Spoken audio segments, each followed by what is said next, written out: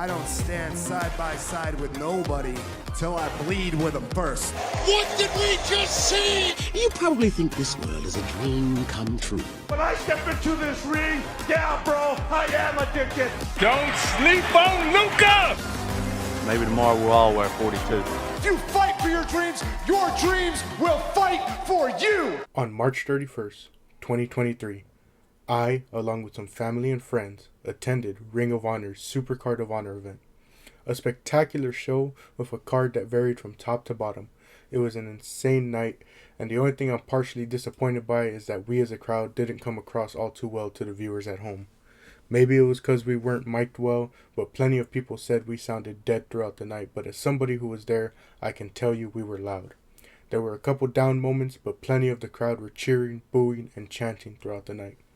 And this was evident no clearer than in the opening contest.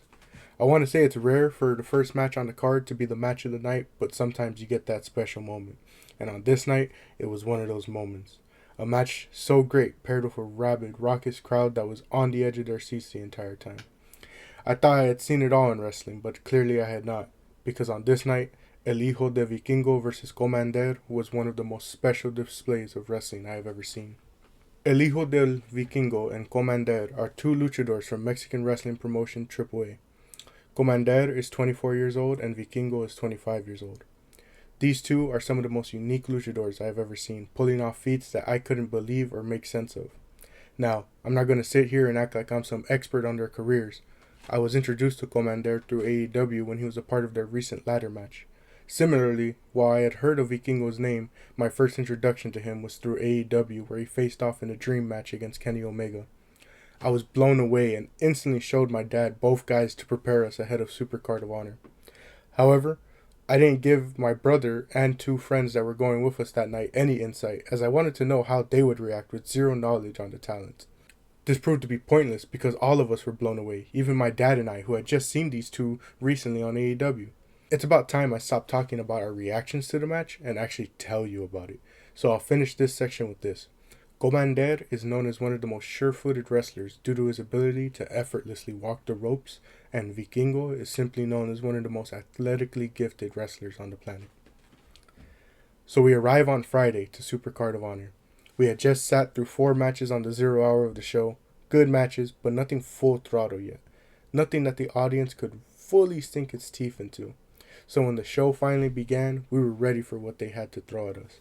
And Ring of Honor started with a bang. Announced just days before, we started off with El Hijo de Vikingo versus Komander for the AAA Mega Championship. One of the great things about this event came from the two friends I had invited. One I had invited to the AEW show in Los Angeles at the start of the year. He isn't a wrestling fan, but I've slowly been showing him clips to see what a non-fan thinks, especially taking into consideration what works when attracting new fans. Similarly, my other friend is into wrestling, but very casually. The only people he knew on this card were those that were formerly with WWE, and yet Ring of Honor were successful in getting their attention off of presentation alone. Neither knew anything about either wrestler, and yet when Vikingo made his entrance, all Friend 2 had to say was that this was final boss energy. I have a whole video alone planned for talking about presentation in wrestling, but yeah, pretty impressive for Vikingo to get a fan simply through his entrance alone. And if that didn't solidify it, the match alone did. It shouldn't be surprising given the city and area this event took place in, but not even seconds in and we already busted out with a lucha chant followed by lucha libre. Despite their high-flying nature, the two started off with some good chain wrestling and reversals. A simple yet great spot was both men looking to get up and run the ropes, only for both men to grab at each other's leg to prevent the other from gaining momentum. Already, the two men began showcasing their high-flying abilities as Komander dives out onto Vikingo on the outside.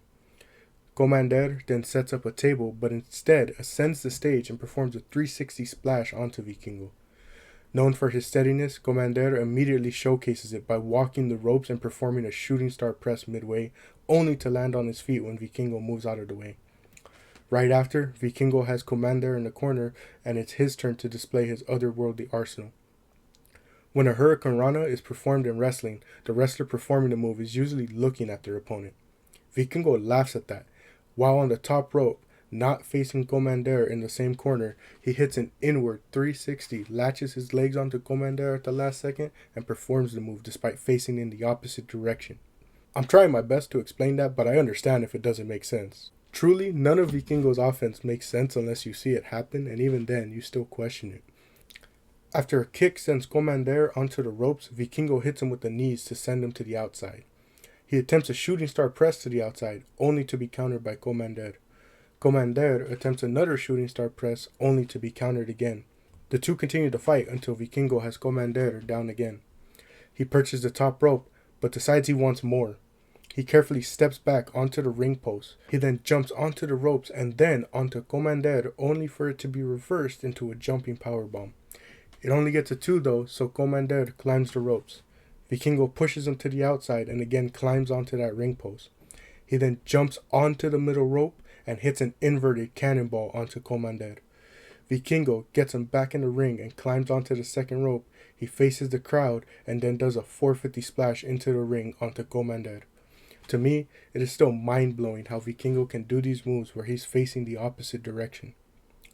The two men are then fighting on the ring apron, and Komander looks to hit some type of roll-through, but Vikingo catches him into a powerbomb position, only for Komander to reverse it into a Canadian destroyer on the apron.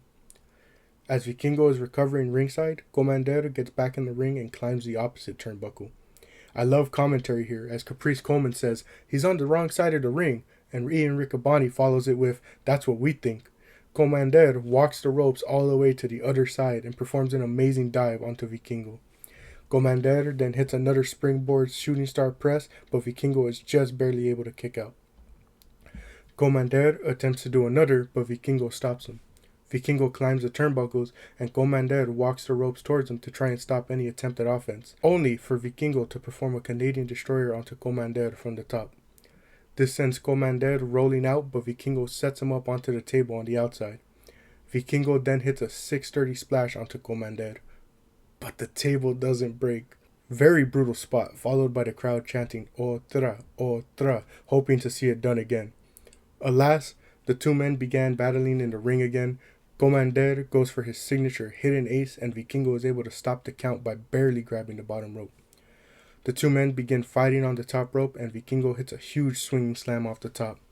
Komander is dazed, and Vikingo hits the double knees in the corner, followed by a 630 splash for the victory. Vikingo retains in an absolute beautiful display of wrestling. If there's one thing I want fans to take away from this night and this match, is that wrestling has many different forms. Lucha Libre is just one of those many forms that is unique in its own way. I have already seen many people trying to discredit this special display, and of course it comes from people who don't understand the culture and format of Lucha Libre. It also shows me that people don't even understand the structure of wrestling shows. Not every match on the card has to be the same. Super Card of Honor was one of the most diverse wrestling shows I have ever had the joy of watching. Vikingo and Komander started off the night hyping the crowd up with high-flying moves. Mark Briscoe and Samoa Joe took people on an emotional roller coaster, wondering if Mark was going to get his big moment. Yuka Sakazaki and Athena had a nice clash of styles match while still being hard-hitting. Speaking of which, we got to see Shibata and Wheeler Yuta wrestle a match filled with technical ability, strikes, and grappling. The 5-way tag ladder match was a high-paced match with a fun stipulation to get the crowd roaring. Other matches scattered across the card, all different and serving their own purpose. And of course, our main event, which fulfilled the big story purpose. Most of the matches on the card obviously had a story to them, but the main event was one with 15 years of history behind it. My point being with all of this is that wrestling is best when it's diverse. Not every match needs to have some intense year-long story behind it. Not every match has to be the same style. Sometimes a match can just happen because two wrestlers want to fight. Sometimes a match can be crazy spots and displays of athleticism. You can sit there and be overly critical, but at the end of the day, this sport is for our entertainment. These two men went out and put on the craziest match I've ever seen, filled with moves I still can't even explain to this day. They put on for their culture and left with many new fans. All the criticisms, and yet that crowd was into it for every single second. El Hijo Del Vikingo versus Komander was special because it simply reminded everybody that wrestling is diverse, forever evolving, and most importantly, fun.